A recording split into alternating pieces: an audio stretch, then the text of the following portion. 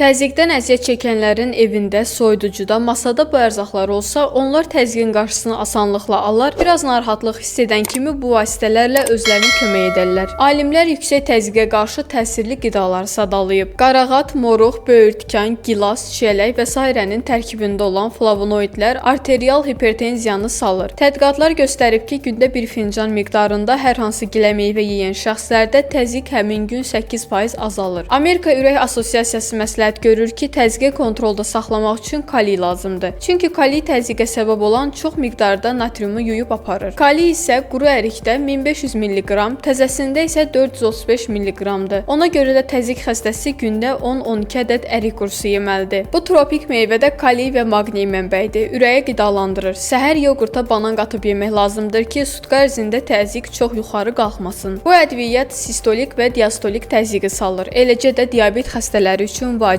Omega 3 ilə zəngin balıq həftədə 2 dəfə yeyilməlidir. Bir stəkan çuğundur şirəsi təzyiqi 5 saat ərzində aşağı salır. Fermentləşdirilmiş məhsullar təbii probiotik olub, həm bağırsaqları tənzimləyir, həm də təzyiqi salır. Təzyiqi olanlar yeməklərinə duz əvəzinə sarımsaq qatsınlar. Gündəlik rasionunda 3 ədəd sarımsaq olan xəstələrdə təzyiq çox yüksəlmir. Hipertoniklər tünd çay və qəhvəni azaltmalı, əvəzinə hibiskus çayı içməlidir. Bu çay və bitki satışda var. Hər gün 2 stəkan için. Az adam bilir ki, kivi təzyiqi salır. Bunun üçün gündə 2-3 ədəd kivi yemək bəs edir. Təzyiq xəstələri soyuq və isti yeməklərdə bu yağdan istifadə etməli və eləcə də təmiz keyfiyyətli zeytun yağından gündə 2 çay qaşığı sadəcə qəbul etməlidirlər. Bu tərəvəzdə likopen vardır ki, o da damarları xolesterindən tənzimləyir. Təzyiq xəstələri hər gün 1 stəkan təzə tomat şirəsi içməlidir. Bu paxlalılar orqanizmi təbii enerji ilə təmin edir, ürəyin işini aktivləşdirir, bu da təzyiqi qaydada saxlayır. Günəbaxan maqni mənbəyidir, amma təzyiqi olanlar satışda duzlanmış paket tumları yox, sadə tumlar alıb özləri qovurmalıdır. Turş alma təzyiqi salır, xolesterini azaldır. Gündə 1-2 ədəd turşa şirin alma sortundan yeyin.